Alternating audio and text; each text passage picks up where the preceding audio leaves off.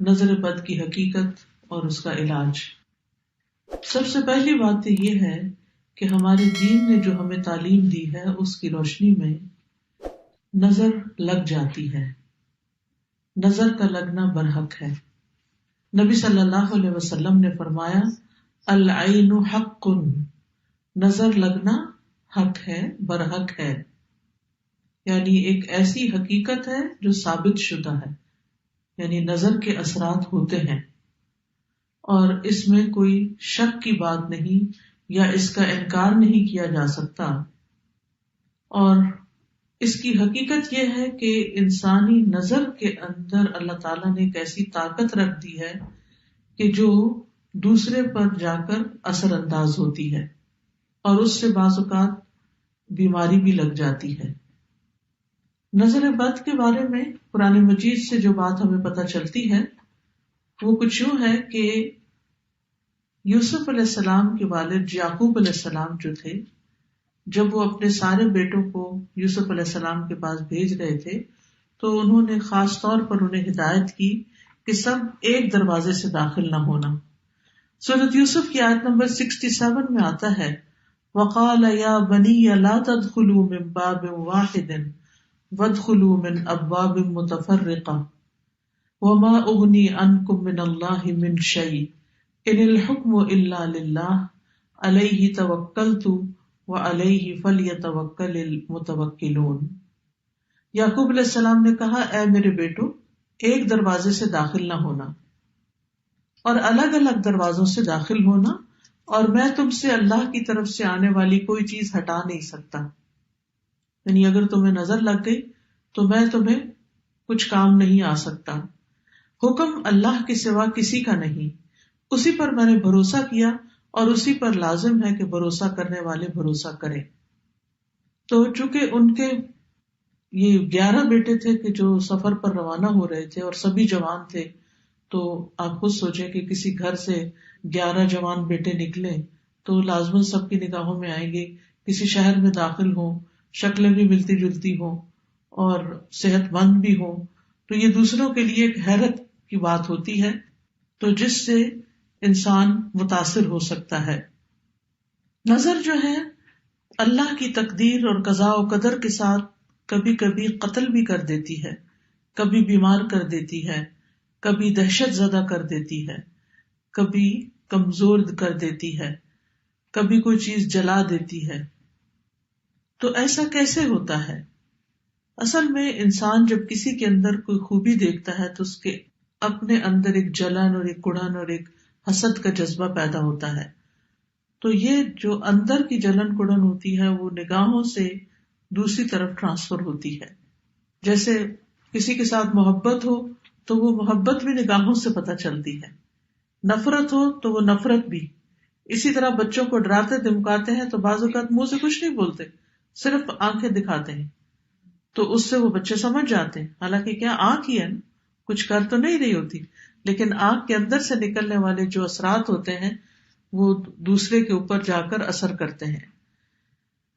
حدیث میں آتا ہے رسول اللہ صلی اللہ علیہ وسلم نے فرمایا اللہ کی قضاء و قدر کے بعد نظر بد ہی میری امت کے اکثر لوگوں کی موت کا سبب بنتی ہے، یعنی نظر لگتی ہے، بیمار ہوتے ہیں، مر جاتے ہیں، جانوروں کی موت کا باعث بھی بنتی ہے۔ رسول اللہ صلی اللہ علیہ وسلم نے فرمایا نظر بد آدمی کو قبر میں اور اونٹ کو ہانڈی میں پہنچا دیتی، یعنی اونٹ تڑپنے لگتا ہے اور اس کو پھر ذبح کر دیا جاتا ہے۔ پھر اسی طرح یہ ہے کہ بعض اوقات اگر کسی ماں کو نظر لگی ہوئی ہو جب بچے کے ساتھ پریگننٹ ہو تو وہ نظر اس کے بچے تک بھی منتقل ہو سکتی ہے، کیونکہ نظر کا تعلق جو ہے، یعنی نظر کے جو اثرات ہیں وہ جسم کے اندر تک سرایت کر جاتے ہیں۔ ابن القیم کہتے ہیں کہ حسد نظر بد لگانے کا اصل ہے، یعنی سب سے بڑی وجہ جو ہے وہ حسد ہے۔ کبھی انسان اپنے آپ کو نظر لگا دیتا ہے، کبھی بغیر ارادے یا طبعی فطرت کی وجہ سے اس کی نظر لگ جاتی، یعنی پہلی چیز تو حسد ہے، لیکن کبھی کبھی حسد کے بغیر بھی لگتی ہے، کبھی اپنے آپ کو بھی لگتی ہے اور کبھی کسی اور کو بھی لگ جاتی ہے۔ تو چیز کو دیکھنے اور نہ دیکھنے کا فرق ہوتا ہے کہ آپ کس نظر سے کسی چیز کو دیکھ رہے ہیں. کبھی انسان محبت کی نظر سے دیکھتا ہے، کبھی انسان حسد کی نظر سے دیکھتا ہے. نظر بد کی دو بڑی قسمیں بتائی جاتی ہیں، ایک ہے انسانی نظر کا لگنا اور ایک ہے جنوں کی نظر کا لگنا.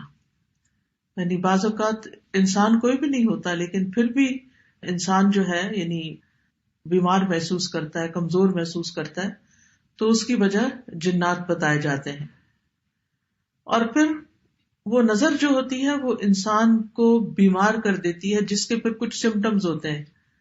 ام سلمہ رضی اللہ عنہا سے مروی ہے کہ نبی صلی اللہ علیہ وسلم نے ان کے گھر میں ایک لڑکی دیکھی جس کے چہرے پر کالے دھبے پڑ چکے تھے. تو آپ نے فرمایا کہ اس پر دم کرو کیونکہ اسے نظر بد لگ گئی ہے. یعنی اس سے انسان کے خون کے اندر ایسے کیمیکل چینجز واقع ہوتے ہیں کہ اسکن ڈیزیزز بھی ہو سکتی ہیں. اور آپ صلی اللہ علیہ وسلم نے یہاں صفعۃ کا لفظ فرمایا جس کا مطلب ہوتا ہے جن کی نظر. یعنی اس بچی کو کسی انسان کی نظر نہیں لگی تھی بلکہ جن کی نظر لگی تھی. اور جنوں کی نظر جو ہوتی ہے وہ انسانوں کی نظر سے زیادہ سخت ہوتی ہے. ابن باز کہتے ہیں کہ نظر کا لگنا برحق ہے جیسا کہ رسول اللہ صلی اللہ علیہ وسلم نے فرمایا، اور یہ انسانوں سے بھی لگتی ہے اور جنات سے بھی لگتی ہے. ابو سعید کہتے ہیں کہ رسول اللہ صلی اللہ علیہ وسلم جنوں اور انسانوں کی نظر بد سے پناہ مانگا کرتے تھے، یہاں تک کہ معوذتین نازل ہوئی، قل اعوذ برب الفلق قل اعوذ برب الناس. جب یہ نازل ہوئی تو آپ نے یہ پڑھنی شروع کر دی اور باقی چیزیں چھوڑ دی. تو اس کے لیے بہتر یہی ہے کہ انسان ہر نماز کے بعد معوذتین پڑھے، کیونکہ یہ ایک طرح کا دم ہوتا ہے، یعنی معوذتین کا پڑھنا. تاثیر کے اعتبار سے نظر کی کچھ اقسام ہیں. ایک ہے العین المعجبہ، خوشی یا تعجب والی نظر، حیران ہو کے کسی چیز کو دیکھنا، خوش ہو کے کسی چیز کو دیکھنا. تو یہ بھی دوسرے کو بعض اوقات لگ جاتی ہے اگر انسان ساتھ برکت کی دعا نہ دے. اسی لیے جب آپ کسی دلہن کو دیکھیں تو ماشاء اللہ بارک اللہ فی، اللہ برکتیں دے، دعائیں کریں، عید مبارک. کیوں کہتے ہیں؟ کیونکہ جب دیکھتے ہیں کہ اچھے کپڑوں میں ہے انسان، اچھا حال حلیہ ہے، تو دوسرے کو فوراً مبارک دی جاتی ہے تاکہ وہ انسان کی شر سے محفوظ رہے. پھر اسی طرح اس نظر کے بارے میں آتا ہے کہ قرآن مجید میں سورۃ الکہف میں اس کا ذکر آتا ہے، وَلَوْلَا إِذْ دَخَلْتَ جَنَّتَكَ قُلْتَ مَا شَاءَ اللَّهُ لَا قُوَّةَ إِلَّا بِاللَّهِ إِن تَرَنِي أَنَا أَقَلَّ مِنْكَ مَالًا وَوَلَدًا. اور جب تو اپنے باغ میں داخل ہوا تو تو نے کیوں نہ کہا کہ جو اللہ نے چاہا، ماشاء اللہ لا حول ولا قوت الا باللہ. اگر تو مجھے دیکھتا ہے کہ میں مال اور اولاد میں تجھ سے کم ہوں. تو یہ آگے قصہ چلتا ہے. تو اس شخص کے باغ کو بھی نظر لگی تھی جس کی وجہ سے باغ سارا جل گیا تھا. پھر اسی طرح محبت کرنے والے کی نظر لگنا، کیونکہ جو شخص کسی سے محبت کرتا ہے وہ اس کو بہت گہری نظر سے دیکھتا ہے. ابن حجر رحمت اللہ علیہ کہتے ہیں نظر کبھی خوشی اور تعجب کی صورت میں بھی لگ جاتی ہے، اگرچہ وہ حسد کے بغیر ہی ہو، اور اگرچہ وہ کسی محبت کرنے والے کی طرف سے ہو، اور اگرچہ وہ نیک آدمی کی طرف سے ہی ہو، یعنی نیک آدمی کی بھی لگ جاتی ہے.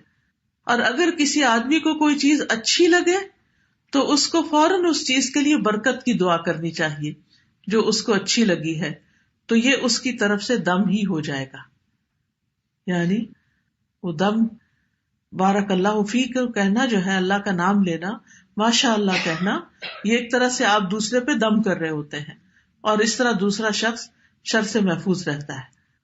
پھر ہے حسد کرنے والی نظر. قرآن مجید میں حسد کے بارے میں بھی آتا ہے، اور یہ نظر خبیث نفس سے نکلتی ہے، اور یہ شخص دوسرے کی نعمت کو ختم کرنا چاہتا ہے. وہ ایسی نگاہ سے، جیسے کہتے ہیں نا کھا جانے والی نگاہ سے دیکھتا ہے چیزوں کو، کہ جس سے اس کا مقصد یہ ہوتا ہے کہ اس شخص کو جو نعمت ملی ہے یہ اس سے دور چلی جائے. پھر اسی طرح بیمار کر دینے والی نظر، یہ وہ نظر ہے جو بیماری کی تاثیر کے ساتھ اثر انداز ہوتی ہے، اور اس کے نتیجے میں مختلف طرح کی بیماریاں لگ جاتی ہیں.